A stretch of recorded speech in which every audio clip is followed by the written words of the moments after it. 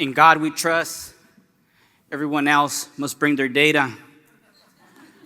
Set the presenter to a room full of administrators. And my instinct told me that the statement was wrong. But a second later, I noticed that everyone was nodding in agreement. And so did I. The year was 2007. It was at the heart of the No Child Left Behind era. And it was my first year as a principal. And on the second week of school, our local newspaper published an article titled, "Scores Equals Success."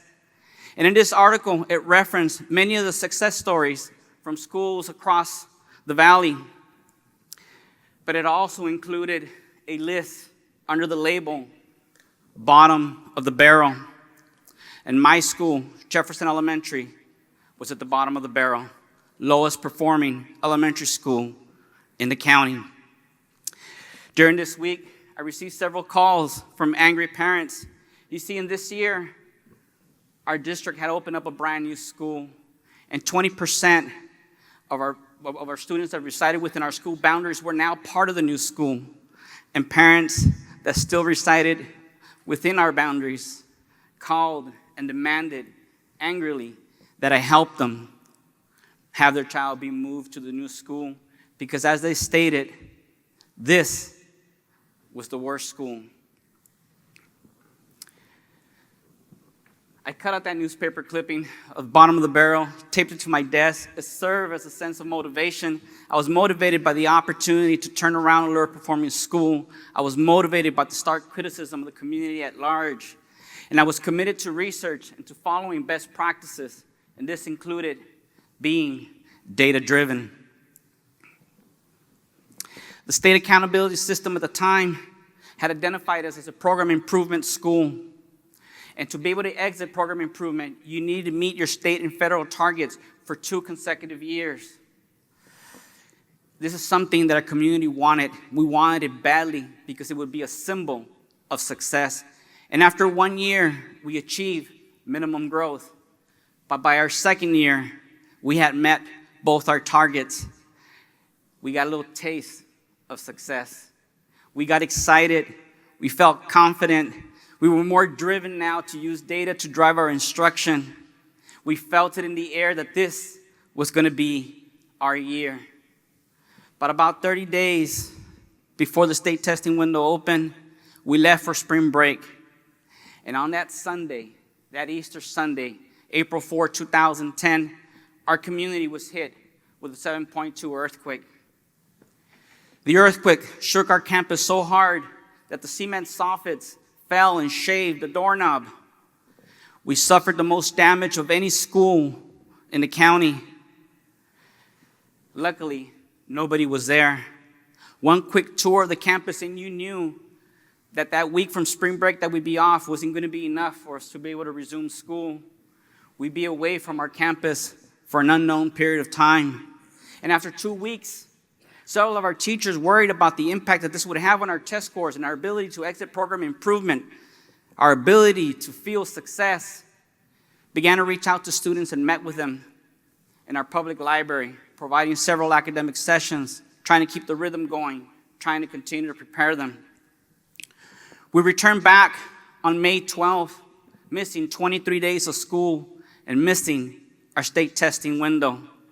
Our kinder through first grade students were distributed among 3 of the local schools, neighboring schools, and our students in grades 2nd through 6th returned to the original campus using the modular buildings around the perimeter of the main campus with a wooden wall separating them, and our cafeteria outside. We took and administered the state test on the last 3 days of school, and we left wondering what impact this would have on our scores. When we returned from summer, we learned that our scores would be considered invalid, that they would never score them, that we would never know the results, and that although they wouldn't count for us, they certainly counted against us. As we reverted back to phase 1 of program improvement, this was disappointing and disheartening for our school community because we felt that success was within reach and we were robbed of this opportunity to feel success. But we couldn't dwell on this for too long because we knew that the rebuilding process would start soon and we needed to come together. We were rattled, but we would be more focused than ever in providing a great educational learning experiences for our students.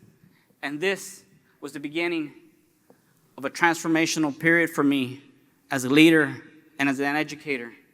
Over the next 2 years, where we serve students changed by year. And in that second year, our second through the sixth grade students were bused across town to an old, abandoned, and deteriorating former school campus, one that had no library because we had no room for a library, one where we couldn't provide tutoring because we needed to bus students across town immediately after school, one that lacked proper phone lines and internet service around some areas of the campus. But this didn't matter because we looked for new opportunities. We started to invest in technology. We started asking ourselves, how can we provide voice and choice for our students? How can we rethink what we're doing with instruction? And we began a student ambassador group.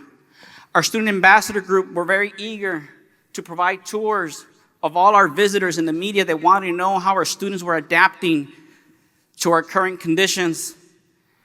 They were eager to show what we were doing academically, what we were doing with technology as well.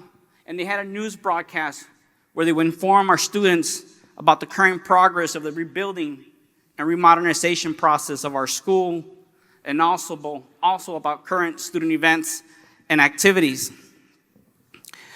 Our school demonstrated a tremendous amount of perseverance, of unity, of culture.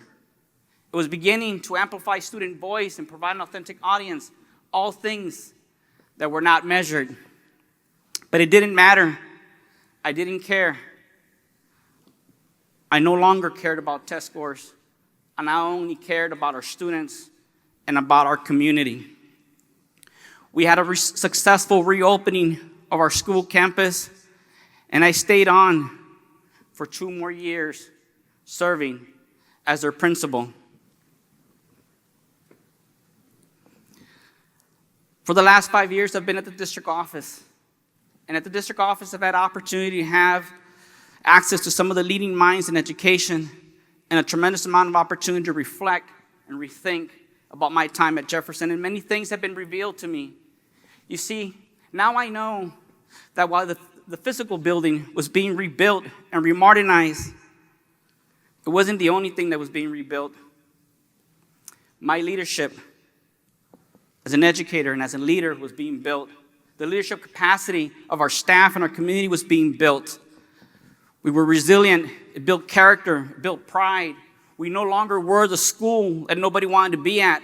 Our staff, parents, and students were proud to be Jefferson Tigers. So I've learned many lessons since then. I've learned that the data-driven mentality that I had led me to narrow the curriculum for our students. I've learned that the instruction that we're providing was very scripted, very explicit, but also very irrelevant to our students. I learned that our assessment practices were designed for short-term learning as opposed to deep and powerful learning experiences. And I now question the success that I thought we had the year that we exited program improvement. I began to rethink my definition of success. As a leader, my focus on being data-driven was well-intended. But the realities were that our instructional schedule was predominantly about English language arts and math, and very little about science, social studies, the arts, STEM, project-based learning. It was also very focused on our rising stars, that group of students that was right below the bar, that we gave very targeted instruction and intervention to help them move above the bar so it can help us achieve our scores, but at the cost and the neglect of not providing the same equal attention to our students that needed us the most, our students that were below basic and far below basic. As a leader, I played the game. I played the game that was made for adults to satisfy adults, but at the cost and expense of our students, one that would cause them to be more and more disenchanted and disengaged with schools. I now know that scores does not equal success. I now know that in God we trust everyone must bring their data only leads to a culture of distrust. Moving forward, I know that in many educational communities, it's still very strong to the will to be being driven by data. But moving forward, I want to be an advocate for students and staff. I want to be an advocate that we come together as a community and articulate what are our hopes and dreams for our students, to assess our objectives and everything that we do, to ask ourselves, what is our primary objective? What inspires us and what inspires our students to get up every morning to come to school? I want to engage as many people I can in conversations. I want to foster curiosity, ask, what would happen if? What if we did this? What if we did that? I want to work collaboratively. I want to ask, is the data guiding us or leading us astray? The picture here is the one where our students were engaged filming their solar racing cars as they were racing them. And it was days like these, like when they built their solar ovens and got to bring their own food of choice from home and cook it.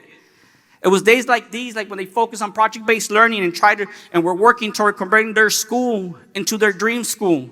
It was the days that they were working with multimedia, that they were the most engaged, and that they were learning the most.